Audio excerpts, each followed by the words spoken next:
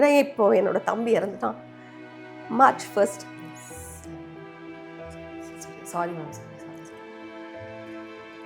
நினைச்சேன் இதை அழாம சொல்லணும்னு நினைச்சேன், என்னால முடியவே இல்லை. அவன் வந்து என் கூட இருக்க கடைசி வரைக்கும் நான் உன் கூடவே இருப்பேன்னு சொன்னவன், உங்களுக்குலாம் தெரிஞ்சிருக்கும், கார் ஆக்சிடென்ட் ஒன்று ஆச்சு, ஸ்பாட்ல போயிட்டான். இப்போ பெத்த தாய் என்ன, நம்ம கூட இருந்தவங்க ஓகே, தாய்க்கு உடம்பு சரியில்லை, ஓகே, அந்த அந்த காலம் அழைச்சிருச்சு அவங்கள. பட் நம்ம கூடவே இருப்பாங்க, இனிமேல் நமக்கு எல்லாமே பாதுகாப்பு அவங்க தான், நம்மளுடைய பேக் போனாகவே இருந்தவங்க அப்படின்னும் போது அவங்க நம்மளை விட்டு டக்குன்னு போயிட்டாங்கன்னும் போதில் இனிமேல் மீதி இருக்கிற வாழ்க்கையை நம்ம எப்படி நம்ம தாண்ட போகிறோம், எப்படி நம்ம அவன் இல்லாமல் வாழ போகிறோம் அப்படிங்கிற அளவுக்கு அந்த தம்பிங்கிற உறவு இருக்குல்ல எனக்கு. எங்கே திரும்பினாலும் அவன் தெரியும் போது ஷூட்டிங் ஸ்பாட்டில் கூட என்னை விட அவனுக்கு தான் ஜாஸ்தி ஃப்ரெண்ட்ஸ். லைட்மேன்லேருந்து கேமரா டிபார்ட்மெண்ட்லேருந்து டைரக்ஷன் டிபார்ட்மெண்ட்லேருந்து எல்லாருக்கூடையும் முத்து முத்து முத்து முத்துன்னு, முத்து நான் கூப்பிடுறதுல அவங்க கூப்பிடுவாங்க ஷார்ட்டில் இருக்கும்போது, முத்து வா அப்படின்னு சொல்லிட்டு.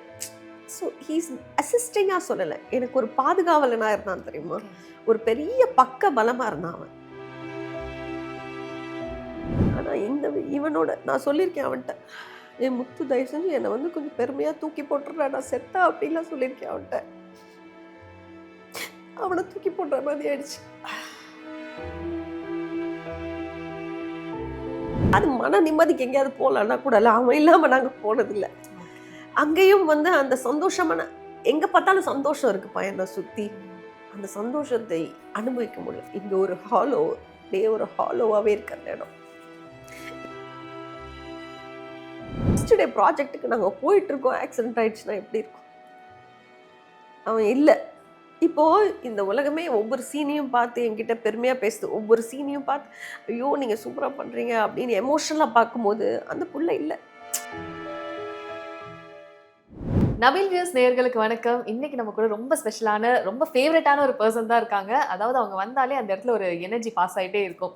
நம்ம எல்லாருக்குமே ரொம்ப பிடித்தமான ஒரு பர்சன் தேவி பிரியா மேம். எப்படி இருக்கீங்க? ஹாய், வணக்கம் வாணி, நல்லா இருக்கேன். How are you? I am so good. அதாவது உங்களை இன்டர்வியூ அப்படின்றப்பே எனக்கு தோணுச்சு, எல்லாமே எல்லா இடத்துலையுமே அப்படியே அவுட் ஸ்போக்கனாக பேசிடுவீங்க. ஸோ புதுசாக என்ன விஷயம் அப்படின்னு யோசிக்கிறப்ப எனக்கு என்ன தோணுச்சுன்னா, இந்த அவுட் ஸ்போக்கனாக இருக்கதே ஒரு ப்ராப்ளமா இருந்திருக்கா, பேசாமலே இருந்திருக்கலாமோ அப்படின்ற மாதிரி தோணிருக்கா. நிறைய உண்மையை பேசிட்டோமே. இப்போ வந்து உங்களை பார்த்தோன்னே எனக்கு அதுதான் தோணுச்சு, ஐயோ இப்போ வாணிக்கே என்னை பற்றி எல்லாமே தெரியுமே, என்ன கேட்க போகிறாங்க அப்படின்னு யோசிச்சுட்டு இருந்தேன். ஸோ அதுதான் யோசித்தேன், ரொம்பவே எல்லா இடத்துலையும் எல்லா விஷயங்களும் ஷேர் பண்ணக்கூடாது அப்படின்றது. Okay, correct. இது இன்டர்வியூஸையும் தாண்டி ரியல் லைஃப்லயுமே யோசிச்சிருக்கீங்களா? நிறைய ஓவர் ஷேர் பண்ணிட்டா அது என்னைக்காவது ப்ராப்ளமா வந்திருக்கா உங்களுக்கு? கண்டிப்பா. ஏன்னா எல்லாத்தையும் எல்லார்கிட்டையும் சொல்லிடுவோம் நம்ம. சொல்லிட்டு பாஸ் ஆன் ஆயிடுவோம். நம்ம பாஸ் ஆன் ஆனதுக்கப்புறம் சில வருடங்கள் கழிச்சு நம்ம அந்த இடத்துல வேற ஒரு விஷயமா அதை சொல்ல வேண்டிய ஒரு கட்டாயத்தில் இருக்கும்போது அதே மனிதர்களை திரும்ப சந்திப்போம். நம்ம இப்படி மாற்றி சொல்லியிருக்கோங்கிற விஷயம் கூட நமக்கு தெரியாது. நான் பொய் சொல்ல மாட்டேன், எல்லாமே நமக்கு யதார்த்தமாக நடந்த விஷயங்கள் தான். ஸோ நமக்கு இப்போ வாழ்க்கையில் புதுசாக ஒரு விஷயம் நடக்குது. So we are trying to forget the பாஸ்ட்ன்னும் போது அந்த மக்கள் திரும்ப வந்திருக்கும் போது அதை ரிமைண்ட் பண்ணுவாங்க. ரிமைண்ட் பண்ணும்போதுல ஓ நம்ம இதை சொன்னோமா, ஏன்டா சொன்னோம், பேசாமலே இருந்திருக்கலாமோ அந்த ஜோன்ல. ஏன்னா நம்ம கடந்து வரும்போது சில விஷயங்களை வந்து ஓகே மறக்கணும், இதுக்கப்புறம் அது நமக்கு தேவையில்லை வாழ்க்கையில அப்படின்னு நம்ம நினைச்சிட்டு இருப்போம். கரெக்டா இப்படி உள்ள வரும்போது அவங்க வந்து நின்று அப்புறம் அன்னைக்கு சொன்னீங்க அப்படின்னு போச்சுடா யோசி, அப்படியா, ஓகே ஓகே சாரிங்க, ஓ இன்னும் மறந்துட்டீங்களா நீங்கள், அதெல்லாம் ரொம்ப தப்புங்க, வாழ்க்கையில் வந்து நீங்கள் கஷ்டப்பட்டு வந்திருக்கீங்க, அதெல்லாம் நாங்கள் மறக்கக்கூடாது, சரி ஞாபகம் வச்சுக்கிறேங்க, சாரி அப்படின்னு சொல்லி அப்போ தான் யோசிப்பேன், தேவிப்ரியா கொஞ்சம் ஜிப்லாக் பண்ணிக்கோ, ரொம்ப வந்து நிறைய பேசாத அப்படின்னு சொல்லி. ஸோ அந்த விஷயம் இருக்கு. ஓகே, நிறைய விஷயங்கள் பேச பேச நிறைய பேர் ஷேர் பண்ணுறப்ப நமக்கு என்னன்னா நம்மளோட வலிகள்லாம் குறையும் அப்படின்னு சொல்லுவாங்க. அது உண்மையா மேம் உங்கள் லைஃப்பில்? எனக்கு அப்படிதான் இருந்திருக்கு.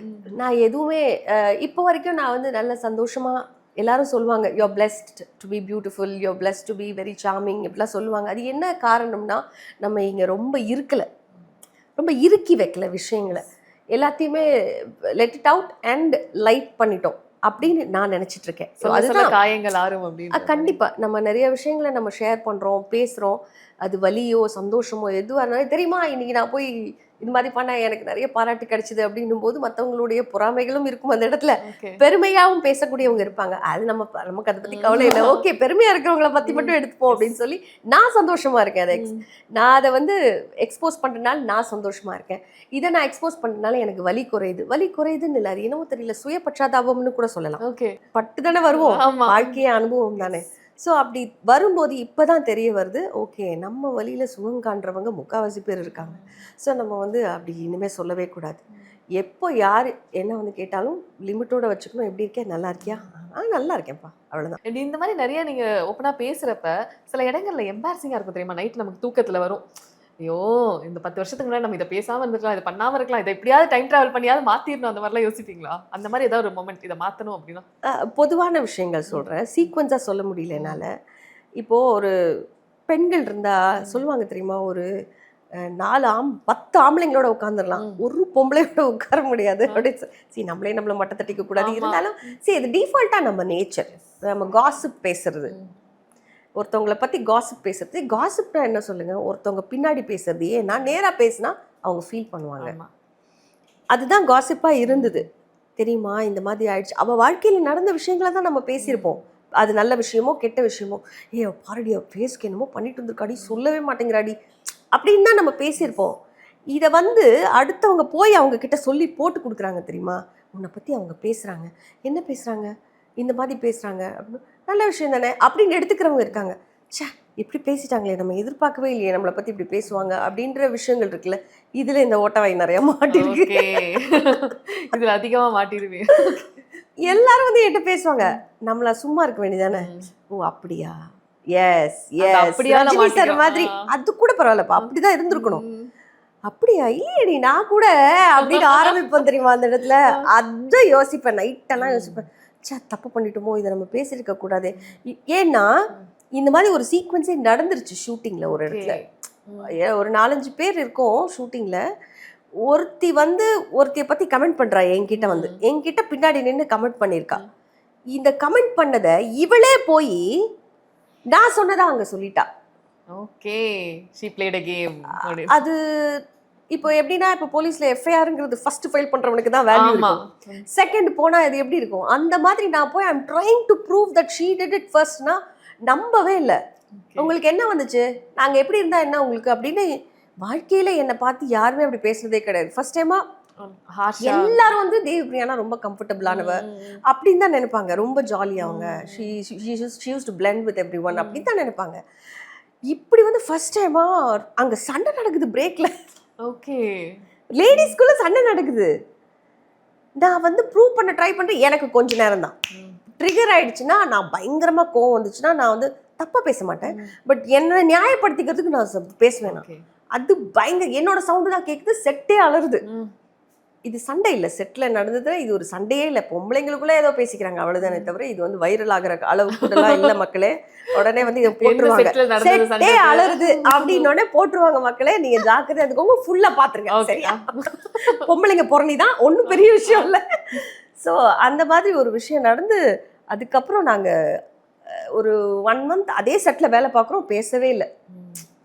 அதுல ஒருத்தி எனக்கு தெரியும் இவங்க பத்தி, இவங்க தான் பண்ணிருப்பாங்க அப்படின்னா அவ ஒரு பயங்கரமான ஒரு வாயாடி. அப்பதான் யூடியூப் ரூட்டர்ஸ் அப்படின்ற மாதிரி அவளதான் எனக்கு பிடிக்காம போச்சு கடைசியில. அந்த மாதிரி ஆயிடுச்சு. அவங்கள அதுக்கப்புறம் ஒரு இடத்துல சந்திக்கும் போது எல்லாத்தையும் மறந்து ஹாய் எப்படி இருக்கீங்கன்ட்டாங்க, முடிஞ்சு போச்சு. ஆனா நீங்க எப்படி ரியாக்ட் பண்ற மாதிரி இருக்கும் அந்த டைம்ல?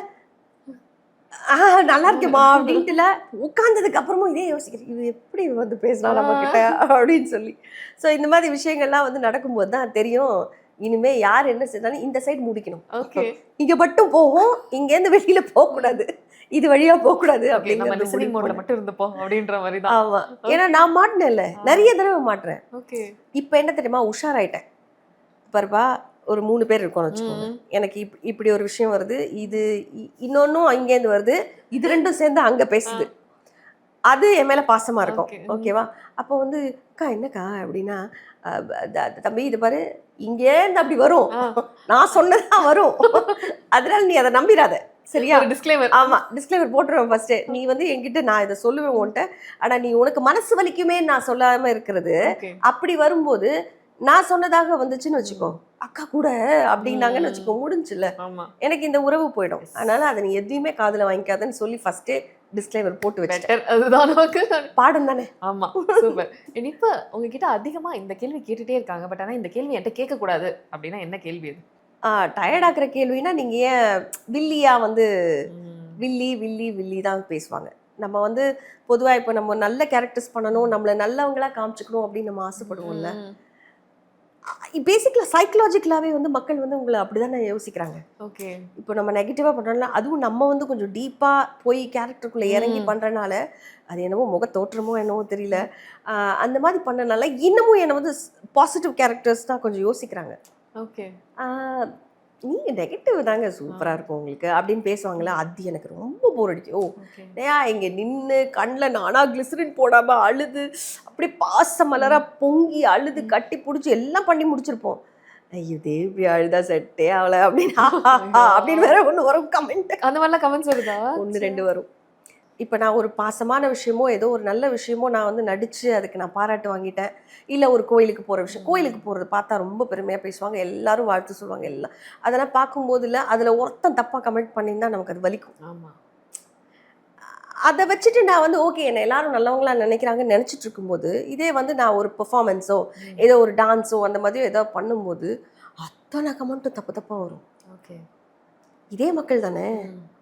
அப்போ தான் நமக்கு தெரிய வரும் இந்த உலகம் எவ்வளோ பெருசு, இந்த குரூப் ஆஃப் மக்கள் வேற, இது வேற ஒரு அலைவரிசையிலேருந்து வேற ஒரு திக்கு திசையிலேருந்து வந்திருக்கு. பர்சனாலிட்டி அவங்களுக்குள்ள இன்னொரு பர்சனாலிட்டி வச்சு ஃபேக் ஐடியிலேருந்து வருவாங்கன்னு நினைக்கிறேன். ஃபேக் ஐடி கூட இல்லைப்பா, நார்மலா. ஆமாம் அது ஒன்று இருக்கு. பட் நான் யோசிப்பேன், அப்போதான் எனக்கு தெரியும் ஓகே இது மட்டும் மக்கள் இல்லை, இன்னும் நிறைய பேர் இருக்காங்க, இன்னும் என்னை பற்றி தெரியாதவங்க நிறைய பேர் இருக்காங்க. இப்போ என்ன பண்ணிட்டு இருக்கீங்க அப்படின்னு கிட்ட பேசிட்டு இருக்கேன் அப்படின்னு சொல்லணும் போல இருக்கும். பட் அந்த மாதிரி இருக்கிறவங்களும் இருக்காங்கல்ல. எங்க உங்களை காணவே காணோம் அப்படின்னு கேட்குறவங்களும் இருக்காங்கல்ல. ஐயோ நாங்கள் உங்களை பார்க்காத நாளே இல்லைன்னு சொல்றவங்களும் இருக்காங்க. ஸோ இதை ஏத்துக்கிற மாதிரி அதையும் ஏத்துக்கிற தன்மை வேணுங்கிறது இப்போ நான் புரிஞ்சுக்கிட்டேன். அதனால எனக்கு இந்த வில்லி அப்படின்னு சொல்றவங்கள பார்த்தாலே ஐயோ நான் வில்லி இல்லையா ப்ளீஸ் யா ஐம் டயர்ட் ஆஃப் இட் யா ப்ளீஸ் யா அதை மட்டும் சொல்லாதீங்க அப்படின்னு சொல்லணும்னு தோணும். ஸோ அந்த வில்லி இல்லைன்றதை ஒழிக்கிறதுக்கே ஒரு சேலஞ்சிங்கான இதாக இருக்கு. ஓகே, இப்போ தாய்மாமன் அது ஒரு நல்ல ரெஸ்பான்ஸோட போயிட்டு இருக்கு. எப்படி இருக்கு அந்த ஜேர்னி உங்களுக்கு? அதுதான் இந்த வில்லியை உடைக்கிற மாதிரி அந்த ஒரு ஒரு ப்ராஜெக்ட் வந்து கிடைச்சிருக்கு. அது என்னன்னா முதல்ல விஜய் டிவி நிறுவனத்துக்கு நான் என்னுடைய நன்றியை தெரிவிச்சுக்கிறேன். ஏன்னா அப்படி ஒரு ஸ்ட்ராங்கான ஒரு ரோல் வந்து இதை வந்து ரிலேட் பண்ணுறேன்னு தப்பாக எடுத்துக்க வேண்டாம். கிழக்கு சீமையிலே அப்படிங்கிற அந்த சாயலை வச்சு தான் இந்த தாய்மாமன் அப்படிங்கிற ஒரு கதை. அப்படிதான் சொன்னாங்க, அண்ணன் தங்கச்சி பாண்டிங் அப்படின்னு சொல்லி தான் பண்ணுவீங்களா நாங்கள் எஸ் சார் அப்படின்னு என்ன முதல்ல எழுந்து, பிகாஸ் அது அவ்வளோ பிடிக்கும் எனக்கு. இன்னொன்று அது ஒரு மறைந்த பாரதி ராஜா ஐயாவோட இயக்கத்தில் வந்த ஒரு மிகப்பெரிய ஒரு லெஜெண்டரி ப்ராஜெக்ட் அது. அதுலேயே அவ்வளோ ஒரு பாசத்தோட பிணைப்பு, அந்த என்னது உருத்தான ஒரு உறவு, அதெல்லாம் வந்து அவ்வளோ அழகாக சொல்லியிருப்பார் அதில். இதெல்லாம் பார்த்து வியந்து நம்மலாம் வந்து கலைஞர்களாக வரணும், இதே மாதிரி நிறையா பெர்ஃபார்ம் பண்ணணும் அப்படின்னு நிறைய பேர் வந்திருப்பாங்க. அதில் நானும் ஒருத்தி. ஏன்னா எல்லாருமே வந்து தன்னுடைய ஃபேமிலியோட ரிலேட் பண்ணி, பிரதர்ஸ் இல்லை, எனக்கு பிரதர் இருக்காரு ஆனால் எனக்கு ஹெல்ப் பண்ணல, என்னுடைய காது குத்துக்கு என் குழந்தையோட காது குத்துக்கு வரலை, இப்படியெல்லாம் எனக்கு கமெண்ட்ஸ் நிறைய. இந்த ரிக்வெஸ்ட்னு ஒன்று இருக்கும் இல்லையா, அதில் நான் இந்த இடத்துல அதெல்லாம் சொல்லிக்கிறேன். நிறைய பேர் ரிக்வெஸ்ட்டில் வந்து இந்த மாதிரி ஒரு பாசத்துக்கு கட்டுப்பட்டு ரொம்ப எமோஷ்னலாகி நிறைய பேர் வந்து எனக்கு மெசேஜஸ்லாம் அனுப்பிச்சிருந்தீங்க. அத்தனை பேருக்கும் என்னுடைய நன்றி கலந்த வணக்கத்தை தெரிவிச்சுக்கிறேன். பிகாஸ் ஒவ்வொருத்தருக்கும் மெசேஜ் பண்ண முடியல, என்னால் ரிப்ளை பண்ண முடியாது இல்லையா. ஸோ அதனால அது ரஞ்சித் சாரோட நடிக்கிறதுலாம் வந்து அவ்வளோ எமோஷனல். அவர் ஃபோன் கட்டில் தான் நாங்கள் நடிப்போம். இப்போ எனக்கு ஒரு ஃபோன் கட் அண்ணனோட பேசுகிற மாதிரினா அண்ணனோடது எங்கள் கண்ணு முன்னாடி இருக்காது, நீங்கள் அதை பார்ப்பீங்க. எங்களுக்கு அப்படி இருக்காது, எங்களுக்கு தனியாக எடுப்பாங்க. அண்ணன் வந்து சொல்லுங்க பேச்சி அழாத பேச்சி அப்படின்னு அவர் ப்ராம்ப்ட் பண்ணுவார். பட் அண்ணன் பேசுறதா நினச்சி நம்ம ஃபீல் பண்ணும்போது அது ரஞ்சித் சாரோட வைபா என்னன்னு தெரியல. நான் வச்சாலே அண்ணே அப்படின்னாலே கிஜு கிஜு கிஜு கிஜுன்னு கண்ணில் தண்ணி வந்துடும், அவ்வளோ எமோஷனல். அதே மாதிரி அவருக்கும் அவர் போய் டப்பிங்கில் உட்காந்து பேச்சு இதை ஃபஸ்ட்டு போடு அப்படிம்பாரு. பேச்சு என் கேரக்டர் பேர், அவர் பேர் மாயாண்டி. பேச்சு சீனை போடு அப்படின்னு சொல்லிட்டு பார்த்துட்டு தான் டப் பண்ணுவாராம். இதை விட வேறு என்ன வேணும்? அதனால் அந்த ஒரு நல்ல ஒரு கெமிஸ்ட்ரின்னு சொல்லுவோம்ல, அண்ணன் தங்கச்சிக்குள்ள ஒரு கெமிஸ்ட்ரி. அண்ட் கதையே ஓவரால் ரொம்ப அந்த நம்மளுடைய கலாச்சாரம் கிராமத்து Okay. மண் வாசனையோட ரொம்ப அழகாகவே கொடுத்துட்டு வராங்க. சந்துரு சாருக்கு, டைரக்டர் மனோஜ் சாருக்குலாம் நான் நன்றி தெரிவிச்சுக்கிறேன். சூப்பர். அதுவும் இல்லாம இப்ப நீங்க சொன்னீங்க இல்லையா, எல்லாருக்கும் கனெக்ட் பண்ணிக்கிறாங்க அப்படின்னு சொல்லி. சோ உங்களுக்குமே ரியல் லைஃப்ல அது கனெக்ட் பண்ணிக்க முடியுதா? அந்த அண்ணன், தங்கச்சி பாசம் அண்ட் ஃபேமிலியோட அந்த கேரக்டர்? அண்ணனும் நானே, அக்காவும் நானே. ஓ! ஏன்னா நான் தான் மூத்தவ. ம். எனக்கு கீழே தங்கச்சி, ம். தம்பி. நான் ரொம்பவே கனெக்ட் ஆனேன். எனக்கு என்னன்னா அந்த உறவு இல்லை எனக்கு. ஓகே. அந்த உறவே இல்லாமல் போச்சு. அதனால யாருமே இல்லை, நம்ம மட்டும்தான். தங்கச்சி தம்பிலாம் இருக்காங்க, நம்ம தான் செய்யணும். நம்ம தான் அப்பாவாக இருந்திருக்கோம், நம்ம தான் அம்மாவாக இருந்திருக்கோம், நம்ம தான் அவங்கள பார்த்துக்கிட்டோன்னும் போது இந்த உறவுகளெல்லாம் ஸ்பெஷலாக கொண்டாடுற விழாக்கள் எங்களுக்கு இல்லாமலே போயிடுச்சு. ஓடிட்டே இருந்தோம், உழைச்சிட்டே இருந்தோம், அவங்கள முன்னேற்றினோம், படிக்க வச்சோம். இப்போ எல்லாரும் கல்யாணம் ஆகி செட்டில் ஆகிட்டாங்க. பட் ஸ்டில் இப்போதைக்கு சில சுச்சுவேஷன்ஸ்னால நாங்கள் வந்து எல்லா விழாக்கள்லையும் அந்த மாதிரிலாம் கலந்துக்க முடியல. ஏன்னா நாங்கள் கிராமத்து ஆளுங்க கிடையாது, இங்கே சென்னை தான். நான் பிறந்ததெல்லாம் மதுரை தான். இருந்தாலும் நம்ம சென்னை சிட்டி லிவிங்க்கு வந்துட்டோம் இல்லையா. இந்த லைஃப் ஸ்டைலில் அந்த மாதிரி ஒரு கலாச்சாரத்தோட ஃபங்க்ஷன்ஸ் அந்த மாதிரிலாம் வந்து ஜாயின் பண்ண முடியல அப்படின்னும் போது ரொம்பவே கொஞ்சம் வருத்தமாக தான் இருக்கும். ஆனால் ஒரு பெரிய சந்தோஷம் என்னென்னா, இதை நான் அட்லீஸ்ட் திரையிலையாவது எனக்கு அந்த மாதிரி சில விஷயங்கள்லாம் அமைதில்லை. அதனால் அது அந்த வகையில் நான் ரொம்ப பிளஸ்டாக ஃபீல் சந்தோஷம். பண்ணேன். நிறைய இடங்கள்ல நீங்க சந்தோஷமா நிறைய விஷயங்கள் ஷேர் பண்ணியிருக்கீங்க. பட் உங்களுக்குள்ள இருக்க ஒரு அன்ஹீல்டான ஒரு விஷயம்னா என்னவாக இருக்கும்? இந்த விஷயம் என்னால் ஹீல் பண்ணிக்கவே முடியல அப்படின்னா?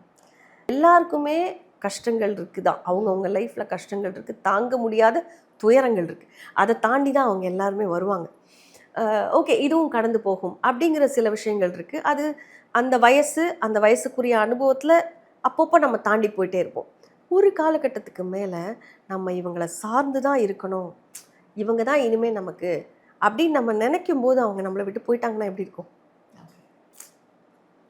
அது வந்து எனக்கு ரொம்ப கஷ்டமாக இருந்துச்சு. ஏன்னா இப்போ என்னோட தம்பி இறந்துட்டான் மார்ச் 1.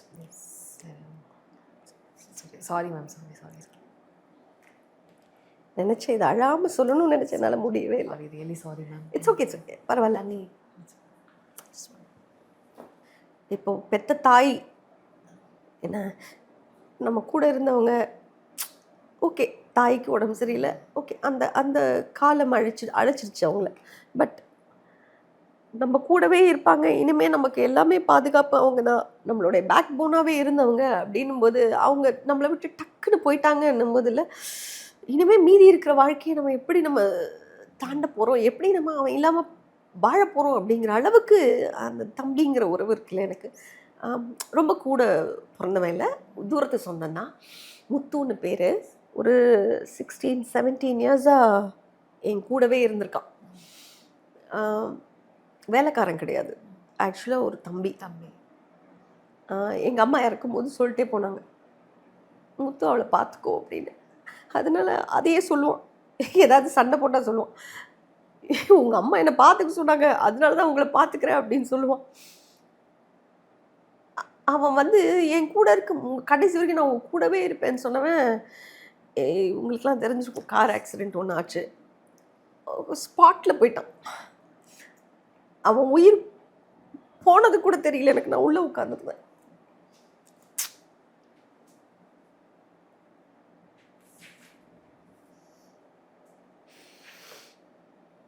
அப்படி ஒரு அவலையான நிலை வரவே கூடாது. இது ஹீலே ஆக மாட்டேங்குதுப்பா. எத்தனை மாதம் ஆனாலும் இது ஹீல் ஆக மாட்டேங்குது. ஏன்னா கண்ணு முன்னாடி ஒருத்தன் கிடக்குறான் அப்படியே ஸ்பாட்டில் என்னும்போது, நமக்கு எல்லா மாமாவும் இருந்தவன் வீட்டில் தண்ணி கேன் கூட அவன் தான் போடுவான் எனக்கு. ஸோ நைட்டில் தூங்குற நேரம் தவிர அவன் வந்து என் கூட தான் இருப்பான். இப்போ எனக்கு எங்கே திரும்பினாலும் ஒரு பிள்ளையான்னு கூட வச்சுக்கோங்களேன், அப்படி தான் சொல்லுவோம், ஒரு பிள்ளையா ஒரு தம்பியா எங்கே திரும்பினாலும் அவன் தெரியும் போது, ஷூட்டிங் ஸ்பாட்டில் கூட என்னை விட அவனுக்கு தான் ஜாஸ்தி ஃப்ரெண்ட்ஸ். லைட்மேன்லேருந்து, கேமரா டிபார்ட்மெண்ட்லேருந்து, டைரக்ஷன் டிபார்ட்மெண்ட்லேருந்து எல்லாருக்கூடையும் முத்து முத்து முத்து முத்துன்னு, முத்து நான் கூப்பிடுறது அவங்க கூப்பிடுவாங்க ஷார்ட்டில் இருக்கும்போது, முத்து வா அப்படின்னு சொல்லிட்டு. ஸோ ஹீஸ் அசிஸ்டிங்காக சொல்லலை, எனக்கு ஒரு பாதுகாவலனாக இருந்தான் தெரியுமா, ஒரு பெரிய பக்க பலமாக இருந்தான் அவன். என் வாழ்க்கையில் பெரிய அடி அதுதான். உழைச்சிக்கலாம், சம்பாரிச்சிக்கலாம், கீழே விழுந்தா வேலை இல்லைன்னா திரும்ப வரும், சம்பாரிச்சிக்கலாம், காலில் அடிப்பட்டால் சரியாயிடும், சரி வச்சுக்கலாம். ஆனால் இவனோட நான் சொல்லியிருக்கேன் அவன்கிட்ட, என் முத்து தயவு செஞ்சு என்னை வந்து கொஞ்சம் பெருமையாக தூக்கி போட்டுடுறா, நான் செத்தா அப்படின்லாம் சொல்லியிருக்கேன் அவன்கிட்ட. அவனை தூக்கி போடுற மாதிரி ஆயிடுச்சு.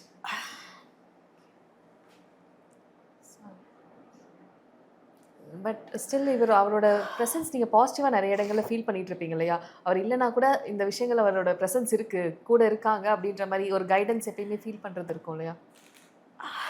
இல்லை, நான் ஃப்ராங்காக சொல்கிறேன். ஏன்னா அவனை நான் அந்த இழந்தது இருக்குல்ல, ஏற்றுக்க முடியும். அது அது என்னை ரொம்ப தனிமைப்படுத்திடுச்சு. ஏன்னா என் வீட்டுக்கார் வெளியில் போகணுன்னா கூட போய் பார்த்துக்கோப்பா அப்படின்னு தான் சொல்லுவார். ஸோ நேற்று கூட எனக்கு ரொம்ப நாள் கழிச்சு எனக்கு புது டிரைவர் ஒருத்தர் வந்திருக்கார். இப்போதான் அவன் ஓட்டின வண்டியை இப்போ தான் புதுசாக இன்னொரு தம்பி ஒருத்தர் வந்திருக்காரு. அப்போ கூட வீட்டில் அவனோட ஃபோட்டோவை பார்த்து அவனோட ஃபோட்டோவை நான் மாட்டி வச்சிட்டேன். சில வழிகள் வந்து இனிமையானது, மறக்கவே கூடாதுன்னு சொல்லுவாங்களா, அப்படி இல்லைப்பா. அது உள்ள டிஃபால்ட்டாக இருந்துகிட்டே தான் இருக்கும். அந்த வலி உள்ளே இருந்துகிட்டே தான் இருக்கும். அது ஒன்றுமே பண்ண முடியாது. பிகாஸ் அவங்களோட இருந்த நம்ம சந்தோஷமான தருணங்கள், நாங்கள் எங்கே கோயிலுக்கு போகணுன்னா கூட என் இன்ஸ்டாவில் முக்கால்வாசி ஃபோட்டோஸ் அவன் தான் இருக்குது.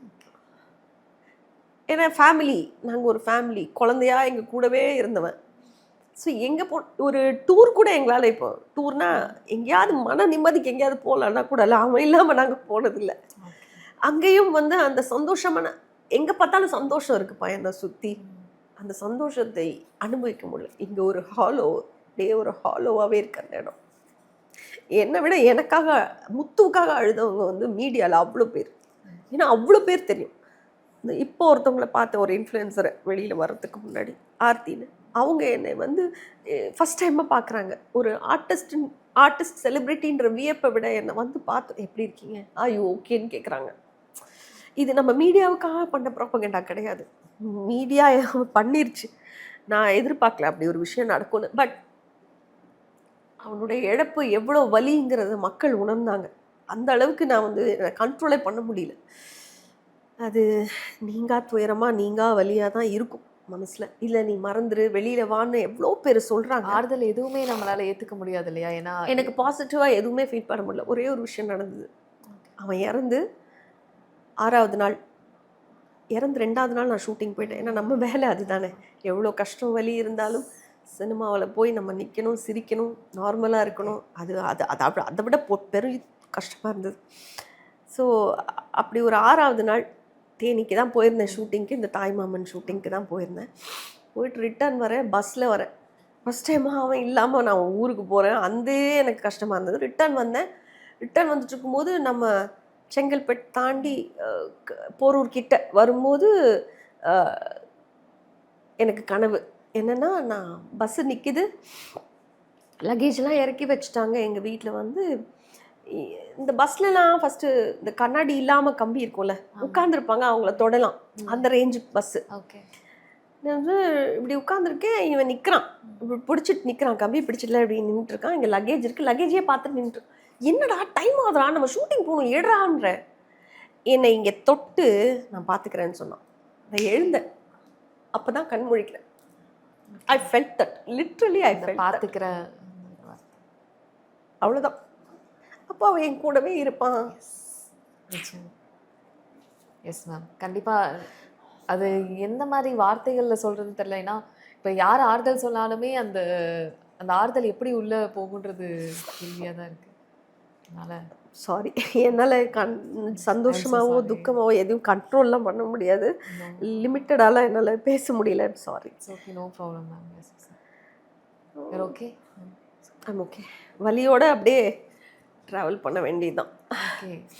எஸ், நீங்கள் சொல்கிறப்ப எனக்குமே அந்த ஃபஸ்ட்டு நீங்கள் பேசுகிறப்ப எனக்கு என்ன தோணுச்சுன்னா, இது எப்படி தெரியுமா, தப்பாக எடுத்து ஒரு 10 மாதம் சுமந்து டெலிவரி ஆகிட்டு அந்த புள்ள நமக்கு இல்லைன்னா எப்படி இருக்கும், அப்படி ஒரு ஃபீல். இப்போ தாண்டா என் வாழ்க்கையில் எல்லாமே சந்தோஷமாக வந்தது. ஏன்னா என் கஷ்டத்தில் நிறைய ட்ராவல் பண்ணியிருக்கான். நீங்கள் நல்லா இருக்க போகிறீங்க பாருங்கள், இந்த ப்ராஜெக்ட் சூப்பராக வரப்போகுது பாருங்கள், நீங்கள் எங்கேயோ போகிறீங்க இப்படிலாம் சொல்லிட்டு இருந்தவன், அந்த ஃபஸ்ட்டு டே ப்ராஜெக்ட்டுக்கு நாங்கள் போயிட்டுருக்கோம், ஆக்சிடென்ட் ஆகிடுச்சுன்னா எப்படி இருக்கும். அவன் இல்லை. இப்போது இந்த உலகமே ஒவ்வொரு சீனையும் பார்த்து என்கிட்ட பெருமையாக பேசுது. ஒவ்வொரு சீனையும் பார்த்து ஐயோ நீங்கள் சூப்பராக பண்ணுறீங்க அப்படின்னு எமோஷனலாக பார்க்கும்போது அந்த புள்ள இல்லை. அது வந்து அதான் கேட்க, முத்து நீ இல்லைடா, இந்த சந்தோஷத்தில் பார்க்க நீ இல்லைடா அப்படின்னு டெய்லி புலம்புறதா இருக்கு. ஓகே, அவன் என்னை பார்த்துட்ருப்பான். கண்டிப்பா. நல்லா இருப்பான்னு நினைக்கிறேன். அவனும் நல்லா இருக்கட்டும். He'll be around always. He'll be around you. What ever the situation, நம்ம வந்து மற்றவங்களை என்டர்டெயின் பண்ணணும் அப்படின்ற ஒரு ஜோனில் இருக்கப்ப என்ன கஷ்டமாக இருக்கட்டுமே, நம்ம திரையில் போனால் நம்ம சிரிக்கணும், நம்ம அந்த சூழலுக்கு ஏற்ற மாதிரி மாறணுன்றது, அது எப்படி இருந்தது மேம் உங்களுக்கு அந்த டைம்? ஐயோ! இவன் இவன் இறந்த உடனே ஃபர்ஸ்ட் டே நான் வந்து சென்னைக்கு வரேன். புது வசந்தம் சீரியலில் எனக்கு வந்து என்னுடைய குழந்தைய கலைக்க பார்த்துருப்பாங்க. ஓகே. சீக்வன்ஸும் அப்படி தான் இருந்தது. ஸோ நான் அந்த வீட்டுக்குள்ளே போகிறேன், சீக்வன்ஸே வந்து அழறுதான். என் குழந்தைய இந்த வீட்டில் தான் சீமந்தம் பண்ணீங்க, இப்போது உடனே இந்த குழந்தைய கலைக்க பார்த்துருக்கீங்க, அப்படியே சந்தோஷமாக இருந்த நினைவுகள் தான் உங்களுக்கு வருது, சுற்றி பார்க்குறீங்க அப்படிங்கிறாங்க. எனக்கு நினைவுகள்லாம் இவன் தான் இருக்கான். ஏன்னா நான் இங்கே ஷாட்டில் இருக்கும்போது அந்த மாடியில் அங்கே நின்றுருப்பான். வரேன் அப்படிம்பா. டேய் முத்தூனா வரேன் மேடம் அப்படின்னு ஓடி வருவான். எனக்கு நான் டைலாக் பேசுறதை விட இந்த சீக்வன்ஸை ரிலேட் பண்ணி நான் அழுது தான் ஜாஸ்தி. ரொம்ப பிரேக் ஆனேன். அப்படி டோட்டலாக ஒரு 3 days ஃபுல்லாக அழுக தான். ஊருக்கு போனாலும் அண்ணனோட சீக்வன்ஸு தாய்மாமனில், அண்ணன் உங்கள் அண்ணன் வராரு, உங்களோட ரத்த பாசம் அவர் வந்தார், நின்னார், பேசினார் அப்படின்னும் போது, அண்ணே என் உலகமே நீ தானே நான் பேசும்போது எனக்கு அவர் முகத்தில் முத்து தான் தெரிஞ்சான். ஐ வாஸ் லிட்ரலி சைக்கலாஜிக்கலி இதை ரொம்பவே அது ரிலேட் ஆகி அப்படிதான். இப்போவும் அவன் அப்படியே எங்கே இருந்தாலும் அவன் நிற்கிறதாவே. ஏன்னா நான் சில இமேஜினேஷனில் ஓகே அப்படின்னு போகலான்னு நினச்சாலும் இல்லை, எனக்கு ஒன்றுமே முடியல. ஓகே ஃபைன், இப்படி தான் போல், இப்படி தான் நான் ட்ராவல் பண்ணி ஆகணும். ஆனால் உலகத்துக்கு நான் இதை அடிக்கடி காமிச்சிட்டே இருக்க முடியாது. என் வீட்டில் சொன்னாங்க, நீ ஓரளவுக்கு தான் பண்ண முடியும், அதுக்கு மேலே பண்ணனா அது வேறு மாதிரி ஆகிடும், விட்டுரு, உனக்கு இருக்குது வலி இருக்குது, அது உள்ளே இருக்கட்டும், அது விட்டுரு, டோன்ட் எக்ஸ்போஸ் மச் சொல்லுவாங்க. இப்போ இதை பார்த்தா திட்ட போகிறாங்க.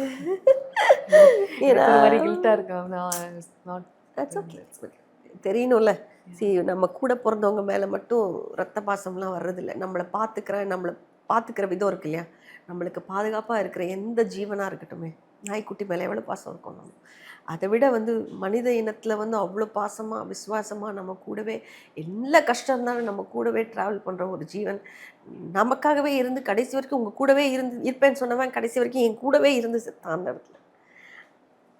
அதுதான் ரொம்ப கில்ட்டியாக இருக்கு எனக்கு. ஐயோ, நீ எங்கேயாவது அந்த 1 மாதத்துக்கு முன்னாடி சண்டைப்பா, ஒரு 15 days அவனும் நானும் பேசிக்கவே இல்லை. அது ஆக்சுவலி ஒரு கில்ட் ஒன்று. அப்போ அப்படியாவது அவன் வேற எங்கேயாவது ஒர்க் பண்ண போயிருந்துருக்கலாமே, ஆனால் அவன் என்னை விட்டு போக மாட்டான், எனக்கு தெரியும். போயிருக்கலாமே அப்படின்னு நினச்சேன். அது கடவுள் ஒரு ப்ராக்டிஸ் மாதிரி ஒன்று கொடுத்துட்டாரு. ஸோ அப்படி அந்த மாதிரி கஷ்டங்களோடு தான் நம்ம இதை மறந்துடலான்னு நினைக்கும் போது, இந்த மாதிரி ஷூட்டிங்லலாம் இந்த மாதிரி சீக்வன்ஸ் வரும்போது எப்படி நம்ம மறந்துட்டு நடிப்போம்? எல்லா இடத்துலையுமே ஒரு ரிலேட்டபிள். ஆமாம், கண்டிப்பாக ரிலேட் பண்ணிப்போம். Thank you so much for your time ma'am. Thank you. It was wonderful time and little bit healing time also. ஏன்னா கொஞ்சம் ஹீல் ஆகிறதுக்கும் கொஞ்சம் நிறைய ஷேர் பண்ணுறதா இருந்தது. சாரி, கொஞ்சம் ஓவராக எமோட் பண்ணியிருந்தா ரொம்ப sorry. But it was wonderful talking with you. Thank you so much. Thank you.